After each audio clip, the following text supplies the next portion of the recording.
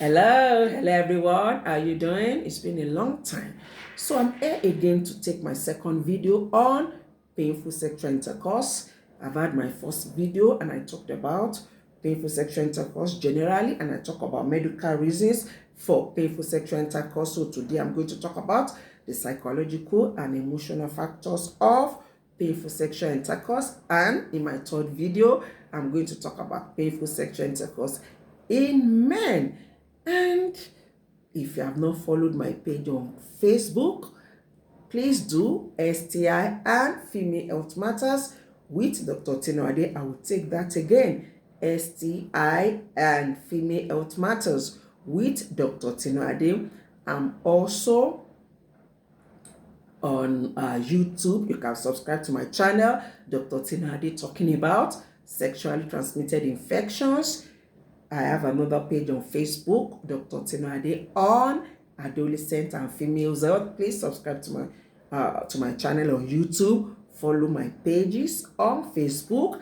I'm on TikTok. I'm on Instagram. Just type my name, Ajani Tinuade, so you can get the first video on those pages and on my YouTube channel, and it's on TikTok as well. So today let's go and let's talk about emotional factors of painful sexual intercourse.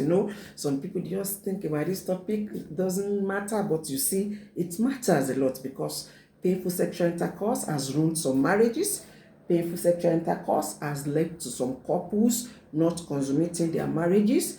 Painful sexual intercourse has led to what we call marital disharmony. So it's something we should talk about. For married people, this is very important, especially if you're experiencing painful sexual intercourse. This, for singles having sex and not married, that's illegal sex. I don't support that. But you need this video because if you have some emotional and psychological problems, deal with them now. Deal with those things now, because if you don't, it can affect your marriage. It might make you not to enjoy your marriage.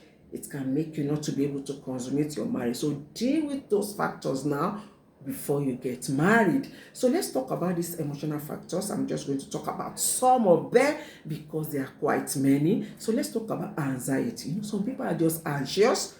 They don't want to have sex.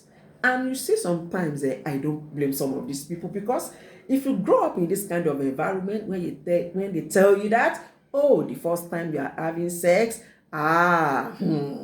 be prepared, go and buy a lot of lubricants, oh, go and get diclofenac pain reliever, because you will have pain for 1 week, you will not be able to walk very well, or you will bleed so much that you will need clothes to be cleaning the bed and like that, or you have to soak your bed sheet for 3 days. There's no way you'll not be anxious now. If you are the one, just think about it. So people are just like that. So they are anxious. The last thing they want to do is to have sex. So when they get married, the idea of sex is just scary. And that image created something in them, and they just cannot have sex. It's just painful, and that's the last thing they want to do. And some people it's depression. Some people are depressed. They might have had issues in the past, maybe a widow, somebody that life has not treated very well, and the last thing that this lady wants to have is sex. Even after marriage, they are just afraid. They don't want to have this sex because this sex has given them one bad experience in the past, and they are not really happy. Or somebody that maybe had a boyfriend that promised, oh, don't worry, let's just be having this sex, I will marry you, and eventually this guy just jilted that person, and maybe some people, they even had to abort and like that. And eventually when they this kind of people, when they marry, they are just not happy to have sex, and that can create this fear of having sex. And some people, it's just a relationship problems. People have a lot of relationship problems. For example, now, a man that he just wants is to ejaculate, and this lady is there, she doesn't feel loved, and she just doesn't want to have sex with this man, and that creates this kind of fear and the vaginal floor can just start contracting. Why? Because psychologically she just doesn't want to have sex with this man, or people that maybe in the past they've seen their fathers abusing their mothers, beating them before having sex with them. This kind of people, they don't want to have sex because that has created an image, a fear in them, fear of sex, and and in their minds is like, no, I don't want to have sex. I don't want to have sex because of what they have seen their fathers do. So all these things are factors that can actually cause this pareunia, painful sexual intercourse.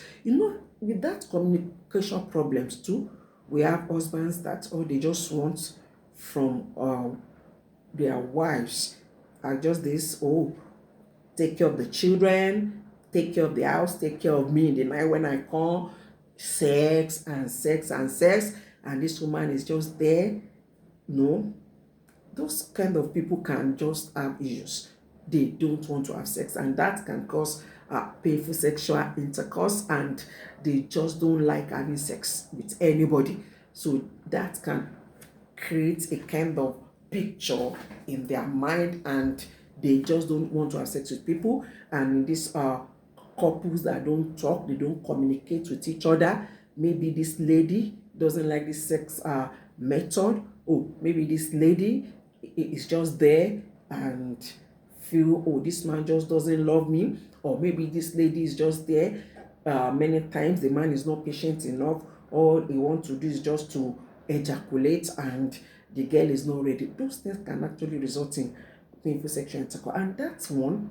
It's possible for somebody to get married initially. They were excited, there was no problem, they were having sex and like that. And eventually, this woman can now develop this secondary painful sexual intercourse. I talked about primary and secondary painful intercourse in my other video. Psychological factors can cause that.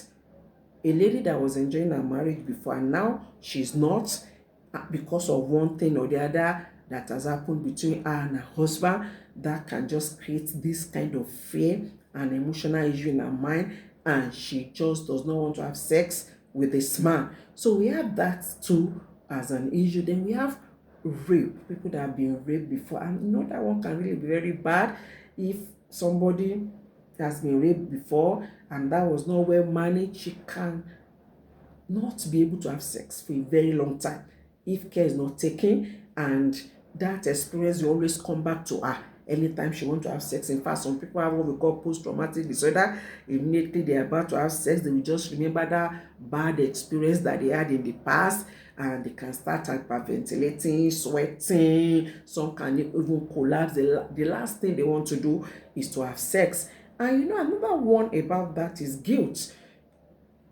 Maybe somebody did something bad and she was raped or was sexually abused, and she felt, she was the reason why that thing happened to her. That person can feel guilty and feel unworthy to be having sex. So that thing can create that kind of image because of what happened to her, and she felt she was responsible for that, and she's been guilty for a long time, and now she's feeling unworthy to have sex. So that can also cause painful sexual intercourse. These are emotional factors, but they are very strong. They are very real. They work with the mind, and eventually they start affecting the body. So another one is this low self-esteem, and that also is a very bad one.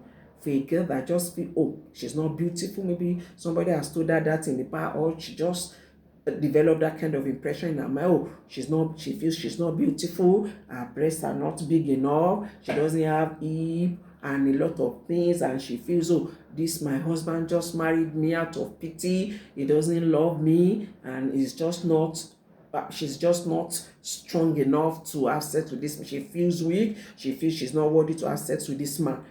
Or somebody that feels, their vagina smells so bad. There are some girls like that. They feel their own vagina is smelling worse than the vagina of all the other people, has this bad smell. And those kind of people, they don't want to have sex. They are embarrassed. They are ashamed of having sex with somebody because that person will smell their bad vagina, and that person can even be talking about it and like that. Those are there. In fact, there was an issue like that of somebody. At that time, they've not even consummated their marriage.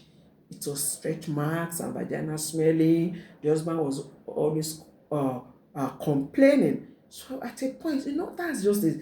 She just doesn't want to have sex. It happens a lot to people. Low self-esteem, especially when a lady feels she's married and this marriage is just because of self-pity. She was pitied by this man, and low self-esteem, just doesn't want to have sex. She's embarrassed to have sex with this person. She feels she's not worthy enough to have sex with this person. She feels, oh, she's not as beautiful as some other girls. And if that kind of person who has a husband, that some husband can verbally abuse their wives, verbal abuse, talking down on them, making them to feel unworthy. So those people, when it comes to sex, that's the same way they will be feeling unworthy. They feel that they feel they are nobody to be having sex. And those things can create all these emotional and psychological problems, and painful sexual intercourse is the next thing we say. So if you need a psychologist, you can contact me, because you need help if you have all these things, and I will connect you to what, I'm not a psychiatrist, but I can connect you to what might need to say psychologist, and you might decide to help yourself. Helping yourself, what you do is just go back to things that have happened to you. You can write that down. You write them down, start looking at them one by one, and helping yourself out, disabusing your mind, getting out of those emotions so that you can start enjoying your marriage. You can do that yourself, actually. But if you need help, go and look for help.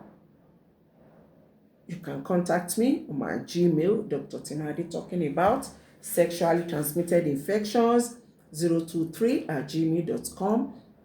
I will take that again. Dr. Tinuade talking about sexually transmitted infections 023@gmail.com.